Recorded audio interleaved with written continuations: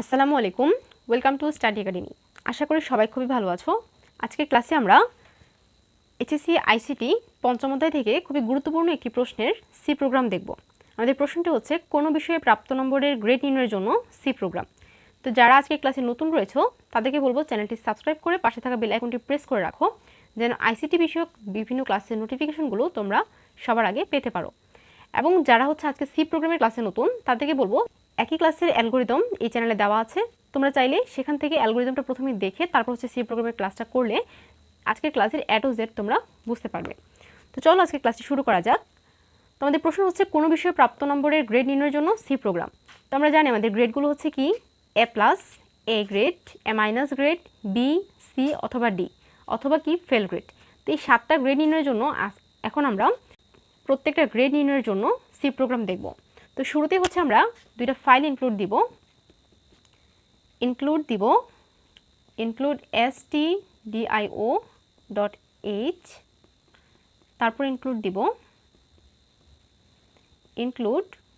conio.h, তারপর হচ্ছে main function. আচ্ছা, এই দুইটা হচ্ছে ফাইলের কাজ। ফাইলের কাজ হচ্ছে কি আমাদের এই ফাংশনটা লিখতে বা সি প্রোগ্রামটা লিখতে যে ফাংশনগুলো প্রয়োজন হবে সেই ফাংশনগুলোর কাজ এই দুইটা ফাইলে লেখা থাকবে। অর্থাৎ আমাদের এই দুইটা ফাইলের মধ্যে যে ফাংশনগুলো আছে সেই ফাংশনগুলোর কাজ আমাদের সি প্রোগ্রামে প্রয়োজন হবে। এজন্য সি প্রোগ্রামটা করার আগে আমাদেরকে উপরে দুইটা ফাইল ইনক্লুড দিয়ে দিতে হবে। আচ্ছা, এখন আমি মেন ফাংশন দিয়ে আমাদের সি প্রোগ্রামটা শুরু করলাম। এখানে একটা সেকেন্ড ব্র্যাকেট দিয়ে দিলাম। এবার ইন্টিজার দিব, INT। ইন্টিজার হচ্ছে একটা কিওয়ার্ড। এখন ইন্টিজারে কি লিখতে হয়?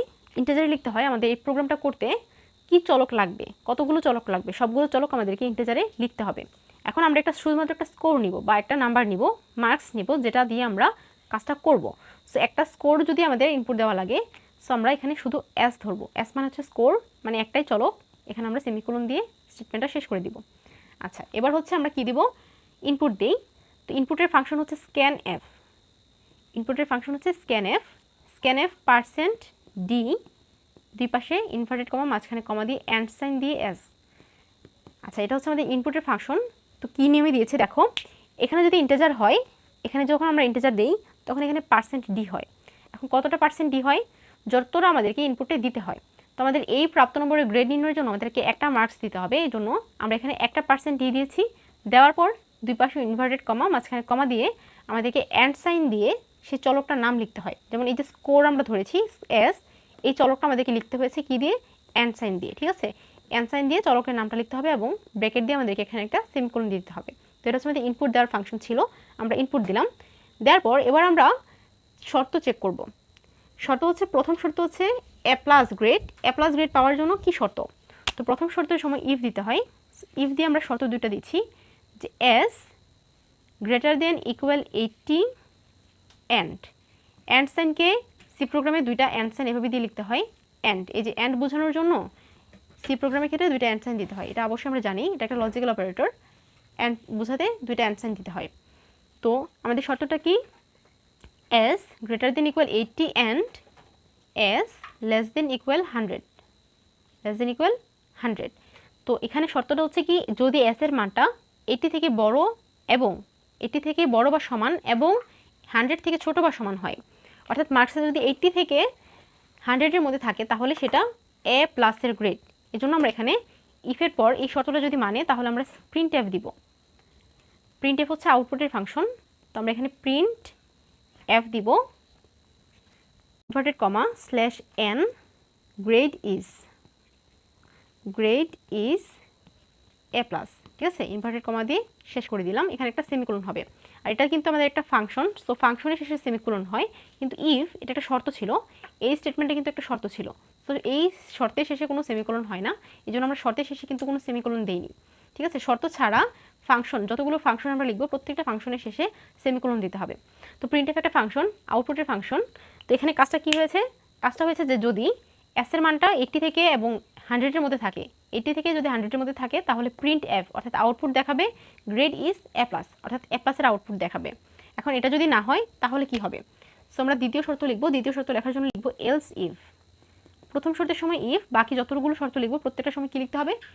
এলস ইফ লিখতে হবে। তো লিখলাম এলস ইফ লেখার পর এবার আমরা দ্বিতীয় শর্ত দিব। দ্বিতীয় শর্ত হচ্ছে S greater than equal 70 and S less than equal 79। আচ্ছা, এটা হচ্ছে আমাদের দ্বিতীয় শর্ত। শর্তটা কি? যদি এস এর মানটা অর্থাৎ স্কোরটা যদি 70 থেকে 79-এর মধ্যে হয় তাহলে এটা হচ্ছে এ গ্রেড। ঠিক আছে, সো এ গ্রেড দেখানোর জন্য এটা একটা আমাদের আউটপুট। সো আউটপুটের ফাংশন দিব, অর্থাৎ এই শর্তটা যদি মানে তাহলে আউটপুট কি হবে?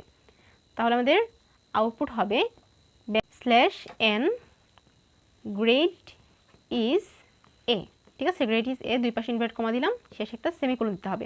এখানে এই ব্যাকস্ল্যাশের কাজটা হচ্ছে আমাদের এখানে পরের লাইনে, যেমন এখানে প্রথম লাইনে তো আমরা স্কোরটা দিব, স্কোরটা যে কোনো একটা স্কোর হতে পারে, ধরি আমি 79 দিলাম। ঠিক আছে, এই স্কোরটার নিচে আমাদেরকে এই গ্রেডটা দেখানোর জন্য ব্যাকস্ল্যাশ দিয়েছি, যে স্কোরটা পরের লাইনে দেখাবে যে এটা আমাদের আউটপুটটা কি। যদি এ প্লাস হয় এখানে এ প্লাস দেখাবে, এ হলে এ দেখাবে। সো এখানে গ্রেডটা পরের লাইনে, এই যে এই লাইনের পরের লাইনের জন্য আমরা এখানে স্ল্যাশ এন ব্যবহার করেছি। আচ্ছা, এটা হচ্ছে আমাদের এ গ্রেড গেল। এবার যদি এটা না হয়, অর্থাৎ প্রথমবার হচ্ছে এ প্লাস চেক করলাম, এ প্লাস না হলে এখানে এ গ্রেড চেক করলাম। এখন এ গ্রেড যদি না হয় তাহলে আমাদেরকে এ মাইনাসের গ্রেডটা চেক করতে হবে। সো এ মাইনাসের ক্ষেত্রে শর্ত হচ্ছে এলস ইফ, অর্থাৎ ওই দুইটা যদি না হয় তাহলে কি হবে? তাহলে S greater than equal 60 and S less than equal 69। যদি এস এর মানটা 60 থেকে 69-এর মধ্যে হয় তাহলে কি হবে? প্রিন্ট এফ হবে slash N grade is a minus. ঠিক আছে, গ্রেড ইজ এ মাইনাস, শেষে একটা সেমিকোলন দিতে হবে কারণ এটা একটা ফাংশন। এখন এটা যদি না হয় তাহলে আমাদেরকে তারপরের শর্ত, আমরা কিন্তু অ্যালগরিদমের যে ক্লাসটা করছি, সো অ্যালগরিদমটা যারা করনি তাদেরকে কিন্তু সি প্রোগ্রামের এই জায়গাটা বুঝতে অসুবিধা হতে পারে। তো আমি আবারও বলছি, যারা হচ্ছে সি প্রোগ্রামে নতুন রয়েছে তারা অ্যালগরিদমের ক্লাসটা করে তারপর সি প্রোগ্রামের ক্লাসটা করলে তোমরা আজকের ক্লাসের সম্পূর্ণ ধারাবাহিকতাটা বুঝতে পারবে। আচ্ছা, তারপর হচ্ছে আমরা তারপর শর্ত হচ্ছে কি? B grade. B grade check করার জন্য শর্ত হচ্ছে else if S greater than equal 50 and S less than equal 59। অর্থাৎ এস এর মানটা যদি 50 থেকে 59-এর মধ্যে হয় তাহলে প্রিন্ট এফ হিসেবে আমাদের আউটপুট কি দেখাবে?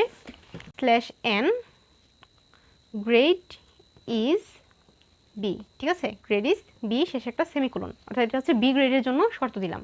এখন এটাও যদি না হয় তাহলে আমাদেরকে সি গ্রেড চেক করতে হবে। সো সি গ্রেডের ক্ষেত্রে শর্ত হচ্ছে else if S greater than equal 40 and S less than equal 49।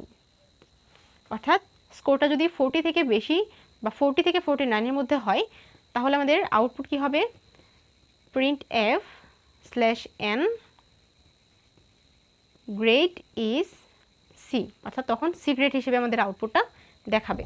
এখন সিও যদি না হয় সেক্ষেত্রে কি হবে? আবার এলস ইফ, এবার ডি গ্রেডের জন্য শর্ত দিব। ডি গ্রেডের শর্ত হচ্ছে স্কোর গ্রেটার দেন ইকুয়াল 33